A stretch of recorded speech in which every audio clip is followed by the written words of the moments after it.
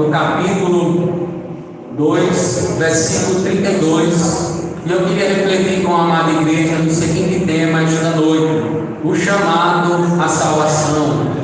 O chamado à salvação. Vamos fazer a leitura. Faça a leitura na sua versão. Vamos fazer a leitura, amém? Acompanhe aí dentro da sua Bíblia, versículo 32. E acontecerá que todo aquele que invocar o nome do Senhor será salvo, porque no monte Sião e em Jerusalém estarão os que forem salvos, como o Senhor prometeu, e entre os sobreviventes aqueles que o Senhor chamar. Amém? Vamos nesse momento agradecer ao Senhor por sua palavra.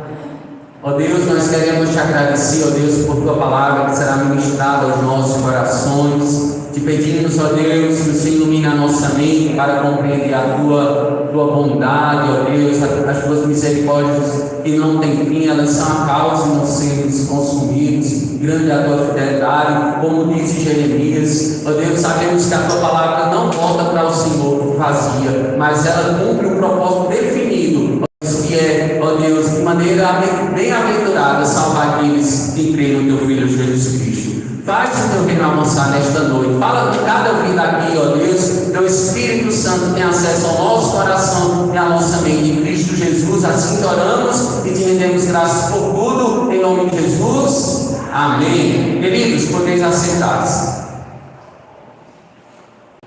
Como nota introdutória, presta atenção na exposição da palavra do Senhor.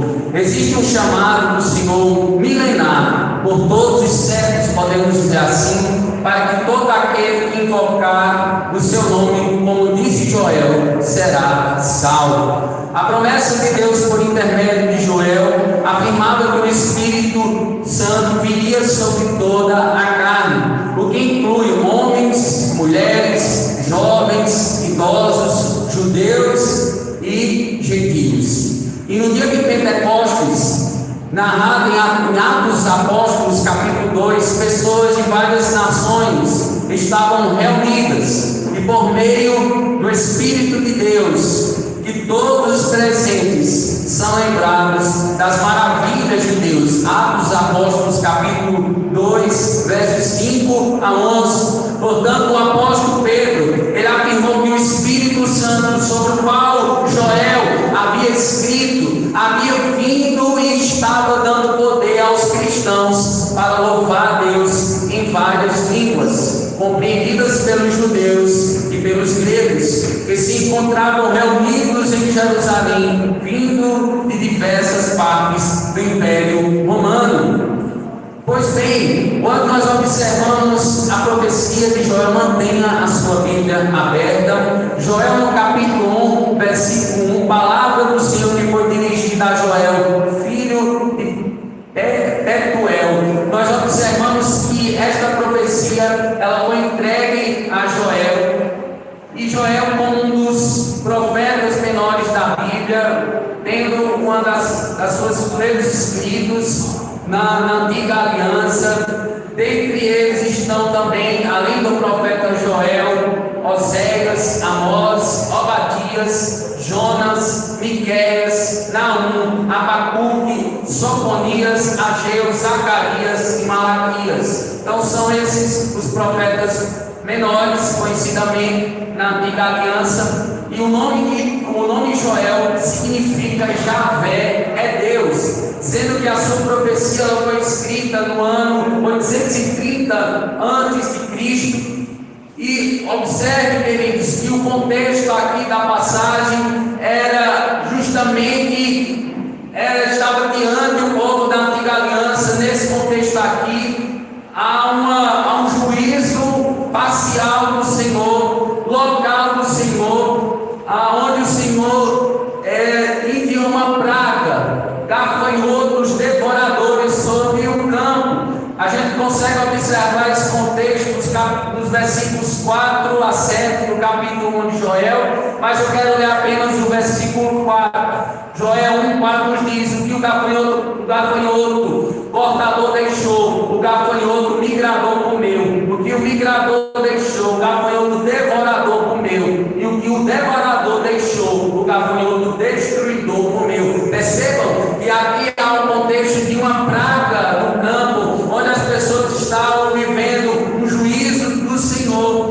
que as terras elas deixaram de ser produtivas. E aí os ouvintes de Joel, Joel trouxe uma palavra profética, falando acerca desse juízo que destruía toda a vida vegetal da época, quem se encontrava-se pelo caminho. E o profeta, queridos, ele interpreta essa calamidade natural como uma advertência de Deus. Veja aí no capítulo 1, versículo 15, que diz o seguinte: que dia, porque o dia do Senhor está perto, e ele vem com destruição da parte do Todo-Poderoso.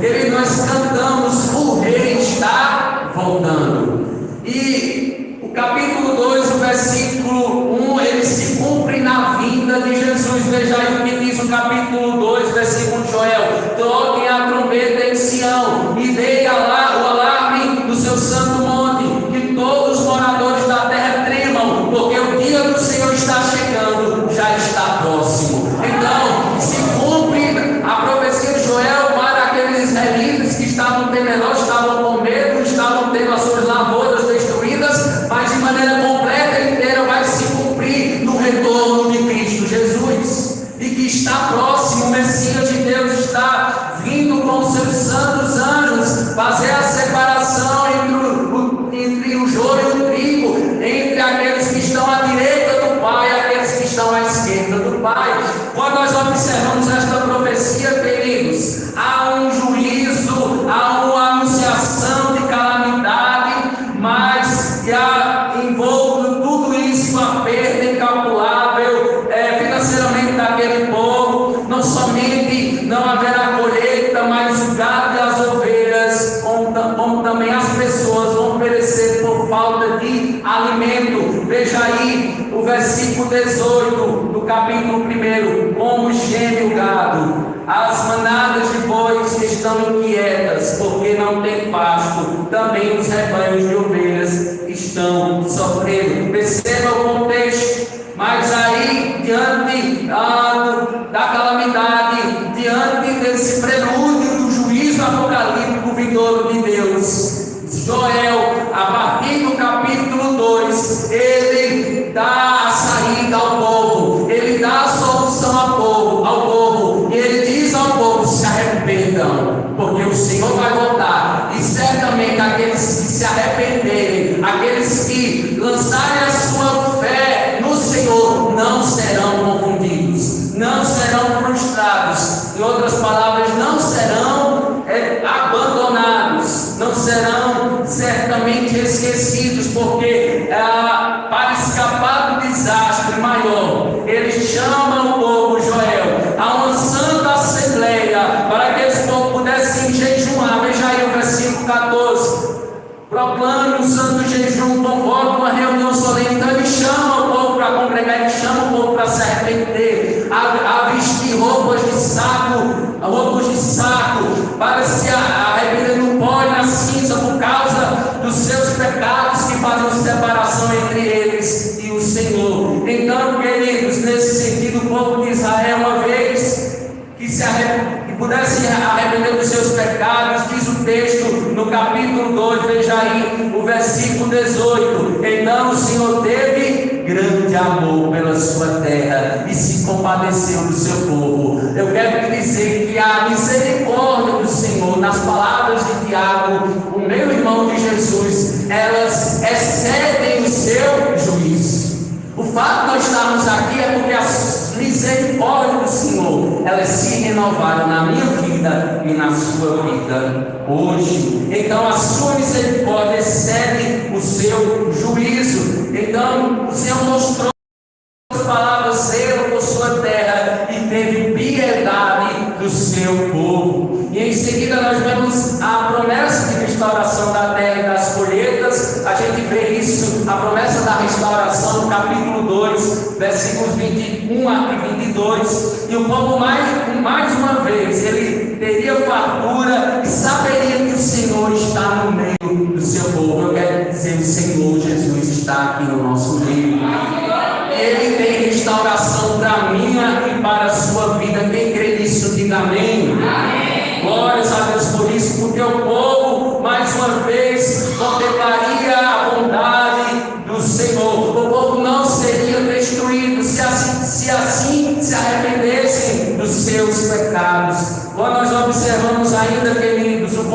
imediato. No versículo 32 do capítulo 2, o profeta agora ele olha para o futuro, quando, segundo a promessa do Senhor, haverá um grande derramamento do seu Espírito sobre Jerusalém e Judá, de maneira parcial, de maneira particular, de maneira local. Foi derramado sobre a Jerusalém e Judá, e de maneira contínua, eu quero dizer, sobre o futuro da igreja, ou seja, sobre toda a carne. O Espírito Santo que foi derramado no dia de Pentecostes, ele continua batizando, ele continua revestindo, ele continua administrando o seu poder na sua igreja, apesar das gerações. Pelos séculos dos séculos, ele tem chamado, ele tem revestido homens e mulheres para resplandecerem a glória de Cristo. E quando, queridos, nós observamos esta profecia, o versículo 32, ele é bem emblemático, ele é categórico em dizer: e acontecerá que todo aquele que invocar o nome do Senhor será salvo. Logo, Deus fez a salvação. Ele é o causador da causa, ele causa, ele cria, ele revela a sua salvação. Ele é a causa primeira e última da sua salvação. E nós iremos meditar neste momento nos três efeitos do plano da salvação do Senhor. Os três efeitos do plano da salvação do Senhor. O primeiro efeito: a salvação ela é passada. A salvação dada por Jesus, derramada sobre a vida da cristandade e sobre a vida de servo do Senhor, ela aconteceu no tempo remoto, ela aconteceu no passado. A salvação é antes do ágio providencial, querido. Ou seja, em Gênesis, no capítulo 1, o versículo 3, quando Deus disse: haja luz, e houve luz, ela aconteceu antes disso. E nas palavras do apóstolo João, no capítulo 1, versículo 2, o unigênito estava no princípio com Deus. Então, eles estavam de maneira planejada, arquitetando a minha e a sua salvação.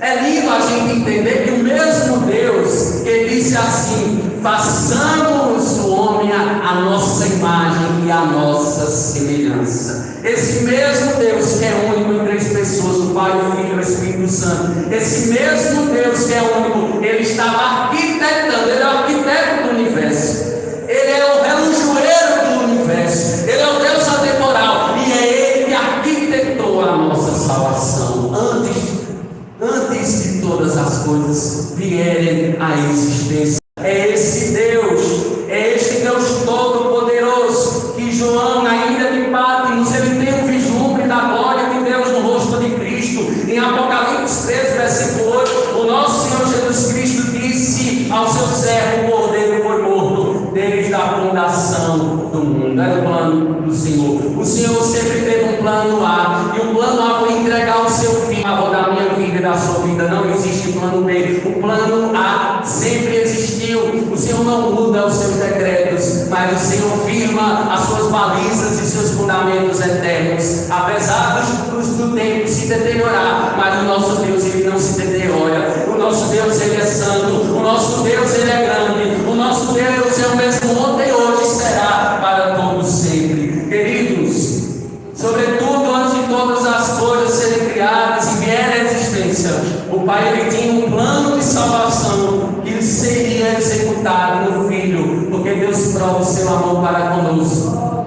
Deus prova o seu amor para conosco pelo fato de Cristo morrido por nós, sendo nós ainda pecadores. Nós somos selados pelo Espírito, o Espírito Santo da promessa. Percebem? O Pai, o Filho e o Espírito Santo, as três pessoas as quais nós devotamos amor, elas sempre estiveram planejando buscar e resgatar o homem que se havia perdido. E no primeiro século, Jesus, o Cordeiro de Deus, também ele revela ao apóstolo João a visão dos glorificados.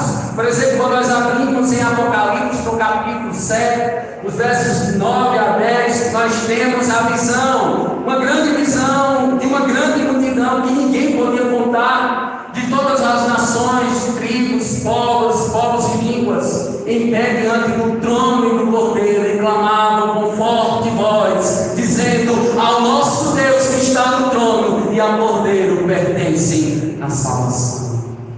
Agora vejamos a profecia de Oséias. Volte comigo, você que está com sua Bíblia aberta, no capítulo 2, o versículo 32, a parte A. Leia comigo, vamos lá? E aconteceu que todo aquele que invocar o nome do Senhor será salvo. Diz o texto aí que todos aqueles que invocam, que chamam pelo Senhor, não serão confundidos, porque no Monte Sião, em Judá e em Jerusalém, estarão os que forem salvos. Perceba a expressão aí, está no passado.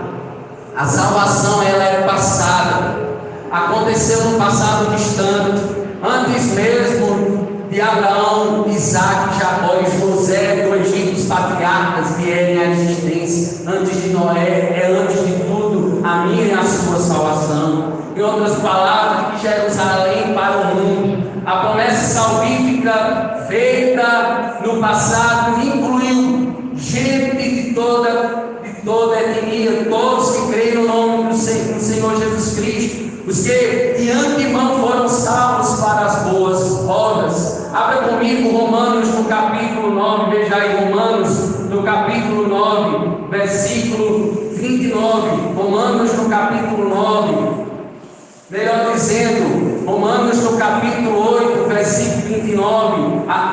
Veja aí, você que está atento aí à leitura, lê comigo, vamos lá? Pois aqueles que Deus de antemão conheceu, Ele também predestinou para serem conformes à imagem do seu Filho, a fim de que Ele seja o primogênito entre muitos irmãos. Antemão conheceu, passado. Veja aí, abra comigo Efésios no capítulo 2, o versículo 10. Efésios no capítulo 2, o versículo 10. Quem achou, ler comigo, vamos lá? Pois somos feitura dele, criados em Cristo Jesus para as boas obras, as quais Deus de antemão, veja aí, passado, de antemão preparou para que andássemos nela. Percebe que a salvação é um efeito passado, mas que reverbera na nossa vida hoje, amém? É que nos alcança hoje.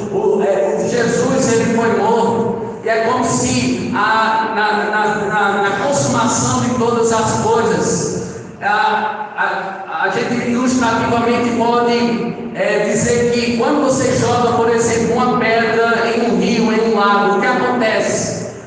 Formam ondas, e essas ondas, elas têm um centro onde a pedra ela cai, e essas ondas elas vão se dissipando. Isso foi o que aconteceu com Cristo em relação àqueles que Ele salvou. O seu sacrifício consumado na cruz do Calvário foi um evento único e especial de Deus entregando o seu Filho, e o vento ele dissipou. O vento dissipou a salvação através do Espírito Santo, porque o Espírito Santo ele sopra em quem Ele é Deus.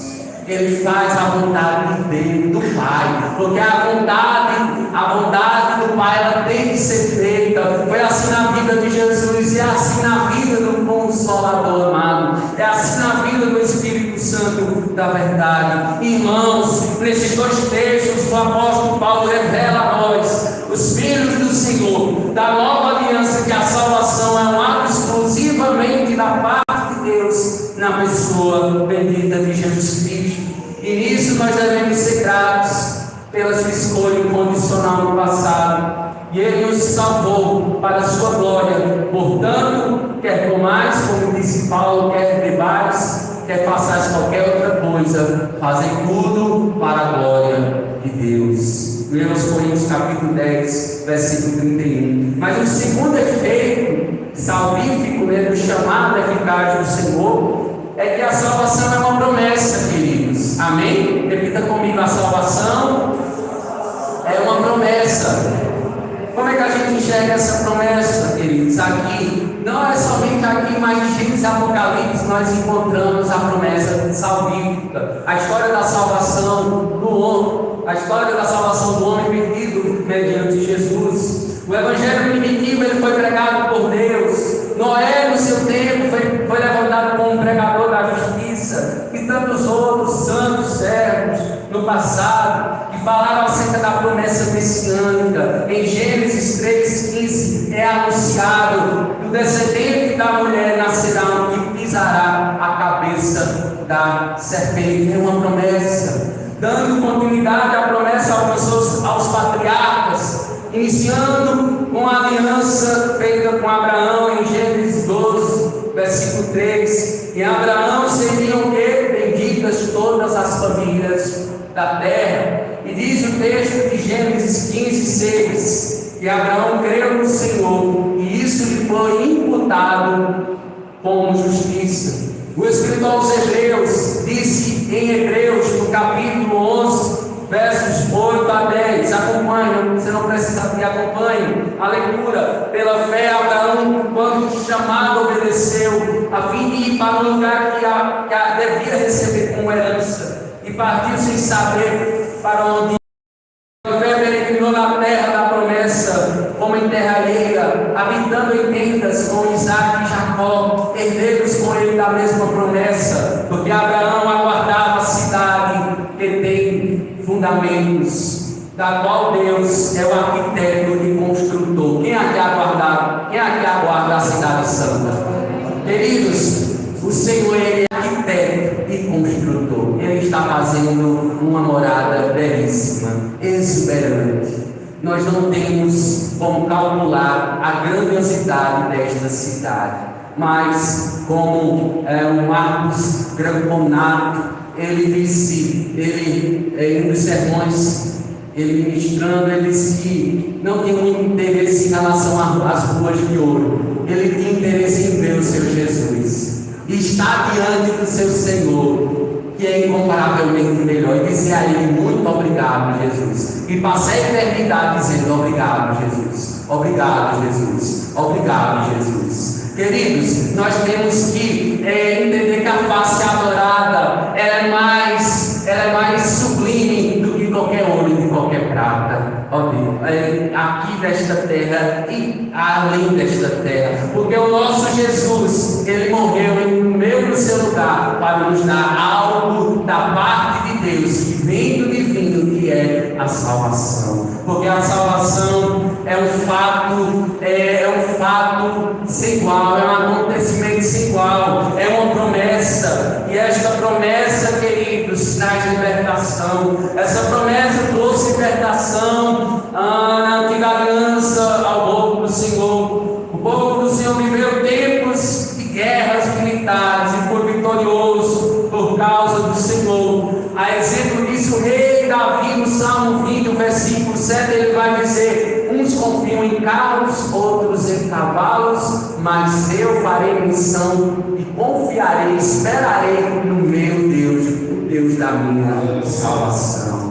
Que nós possamos cantar como Davi, que nós possamos aguardar como Davi, que nós possamos confiar como o salmista Davi, porque Deus, queridos, ele derrotou o Faraó e seu exército durante o êxodo, e consequentemente ele venceu todos os seus inimigos que queriam separá-lo do seu povo. Sua justiça é vitoriosa sobre a impiedade, como diz o Salmo 1, versículo 6: pois o Senhor conhece o caminho dos justos, mas o caminho dos ímpios perecerá. Ninguém pode nos separar do amor de Deus que está em Cristo Jesus. É Jesus que nos justifica. Não há condenação para aqueles que estão em Cristo Jesus. O diabo não pode nos separar do amor de Deus. Como o Faraó não pode separar os hebreus do amor de Deus. É um amor pactual. Amém? Amém? É um amor fiel. É um amor justo. É um amor que nos acolhe no seu reino, em forma de promessa, em forma de dádiva, em forma de presente, porque tudo é nos dado em Cristo Jesus. Amém? Tudo é te dado por meio de Cristo Jesus. A salvação vem ao seu povo somente por causa dele. E quem é o Senhor que salva dos cristãos? Quem é o Senhor que salva dos cristãos? É Jesus. Que disse: no mundo passareis por aflições, porém tenham um bom ânimo, eu venci o mundo. João 16, versículo 33. Mas, voltando à profecia de Joel, veja aí a parte B, como o Senhor prometeu E até aqui, como o Senhor prometeu. Ele prometeu, irmão, no passado, que Judá, Jerusalém, toda a carne, né, seria salva, todos aqueles que crescem nele, crescem no primogênito dos mortos, crescem no Emanuel, crescem no único Filho de Deus, seriam salvos. E essa promessa os israelitas aguardaram, Jerusalém, Judá, inicialmente no passado aguardaram, e isso redundou ainda maior e mais abrangente bênção sobre o povo gentílico. Irmãos, não poderia ser diferente, porque o plano do Senhor sempre foi o resgate de todas as nações por meio de Jesus Cristo. A promessa ela se estendeu além dos arraiais judaicos, da igreja primitiva cristã em Antioquia para o mundo inteiro. Quando nós abrimos, por exemplo, em Atos Apóstolos, capítulo 13, versos 46 e 47, nós temos lá a narrativa bíblica onde Paulo e Barnabé, cheios de unção, eles disseram, veja aí, Atos Apóstolos, abra aí sua Bíblia, acompanhe, Atos Apóstolos, capítulo 13, versículo 47, 13, 47.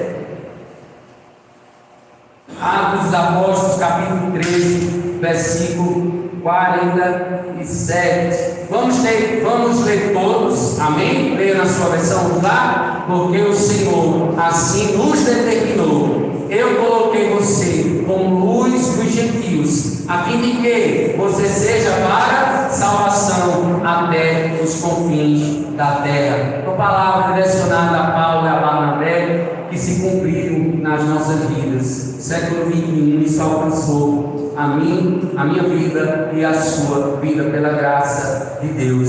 Sabe o que nós aprendemos com isso? Que a salvação é uma promessa do Senhor. E quando Ele determina a sua salvação, nós podemos dizer que é prego para a vida e ponta virada, amém? Quando Ele determina, queridos, a salvação é prego batido e ponta virada, porque o profeta Isaías profetizou acerca do Senhor, dizendo em Isaías 43, versículo 13: ainda antes que houvesse dia, eu sou, e ninguém há que possa fazer escapar das minhas mãos, agindo eu, quem o impedirá? E em Isaías 55, o versículo 11, diz o Senhor, assim diz o Senhor, assim também ocorre com a palavra que sai da minha boca, ela não voltará para mim vazia, mas fará o que eu desejo e atingirá o propósito para o qual eu o enviei. Portanto, se o Senhor prometeu, amém? Descansa, amém? Se o Senhor prometeu, descansa.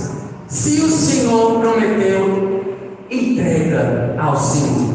Entrega a tua vida ao Senhor, confia nele e o mais Ele fará. Então, querido, se Ele prometeu que iria salvar a tua família, pode passar 20, 30 anos, mas no final de ditosa velhice, Ele vai salvar o teu ente querido. Amém? Porque aqueles que esperam no Senhor não serão confundidos, não serão frustrados. Só descansa na promessa hoje, amém? Às vezes nós podemos achar que o Senhor está demorando, todavia eu quero dizer, Ele trabalha para aqueles que nele esperam. Isaías 64, o versículo 4, porque dele pertence o amém e o sim. Vou repetir, porque dele pertence o amém e o sim. E o terceiro efeito, queridos, a salvação é para quem é chamado. Quem aqui foi chamado? Amém? A salvação é chamado. A salvação não é para quem merece, amém? Porque somos todos indignos da salvação. E nas palavras de Isaías 64, versículo 6, todos nós somos como imundo, e todas as nossas justiças como trapo da imundícia, e todos nós murchamos como a folha, e as nossas iniquidades como um vento que nos leva.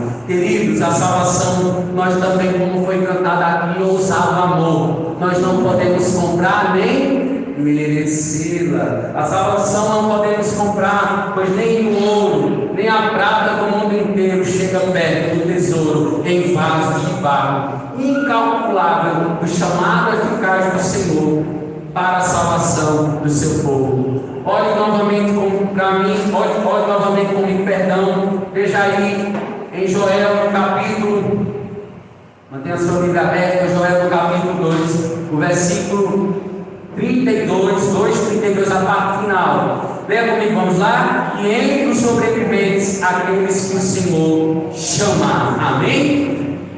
Nós sobrevivemos, porque o Senhor foi misericordioso conosco. Amém? Existiu pessoas aqui que sobreviveram aos ataques do inimigo, à incredulidade, à dúvida, à descrença, à idolatria dos seus corações. Em outras palavras, já vimos que o salvo não é merecedor. Não é merecedor, é um sobrevivente dos tormentos da condenação infernal. E o profeta Joel, pelo Espírito do Senhor, ele sabia dessa realidade quando diz entre os sobreviventes. Eu quero destacar aqui essa expressão, né? Sobreviver está se referindo aqui de maneira final ao dia do juízo. Quando olhamos para o Novo Testamento, isso fica muito claro quando nós lemos os evangelhos, as cartas apostólicas, o livro de Apocalipse. Por exemplo, em Apocalipse capítulo 21, os versículos 11 a 15, nós vimos lá o juízo. Como será o juízo? Não somente ao juízo, não está se referindo tão somente ao juízo das pragas aqui no campo, de maneira local sim, mas de maneira onde haveria uma completude, ainda está se aguardando o dia do juízo. Queridos, sobreviventes que foram chamados a serem salvos, sendo aqueles que foram chamados pela graça de Deus e salvos por Ele. Como disse Martinho Lutero, o Senhor chama como Ele é conhecido. Ele escolhe pela graça, e uma vez chamados pelo Senhor, nós receberemos o dom da fé.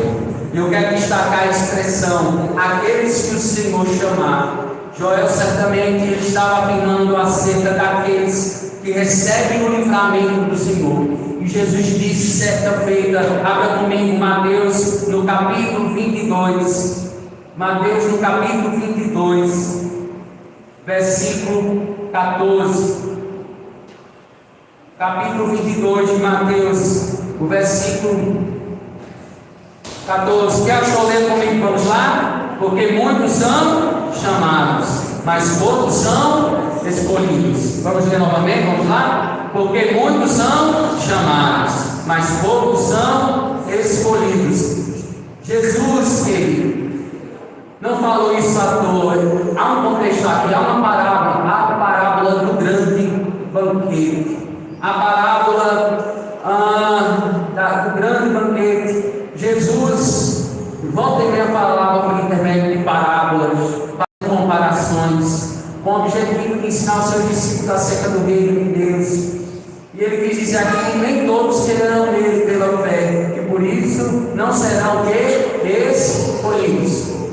Se não foram chamados, logo não foram escolhidos, porque não creram nele. Logo muitos ouvirão o evangelho da salvação, porém poucos darão devido crédito para as verdades eternas, muitas vezes preferindo fábulas humanas, tradições de homens, as coisas rudimentares deste mundo, para as quais já morremos em Cristo, como disse o apóstolo Paulo em Colossenses no capítulo 2, o versículo 20. Mas para concluir, queridos, nós meditamos hoje no seguinte tema: o chamado à salvação. E vimos os 3 efeitos do plano da salvação do Senhor. O primeiro efeito, a salvação é passado. O segundo efeito, a salvação é uma promessa. E o terceiro efeito, a salvação é para quem é chamado. Preste atenção a algumas aplicações práticas, algumas atitudes que nós temos que ter diante dessas verdades eternas. A primeira, queridos, vença a culpa. Amém? Vença a culpa hoje. Se você invocou o nome do Senhor, sua dívida foi paga, o seu pecado já foi perdoado. Amém? Não existe mais condenação. Há pessoas que recebem Jesus e vivem como se não tivessem recebido o Cordeiro de Deus que tirou o pecado do mundo. Mas se Ele disse que você é salvo, você é salvo. Confia no Senhor. porque ninguém pode arrebatar as ovelhas do aprisco, porque o pastor foi quem morreu por elas, e ele quem deu a vida a elas, e ninguém pode tirar a vida das suas ovelhas que estão resguardadas no seu curral, no seu aprisco. Amém, queridos?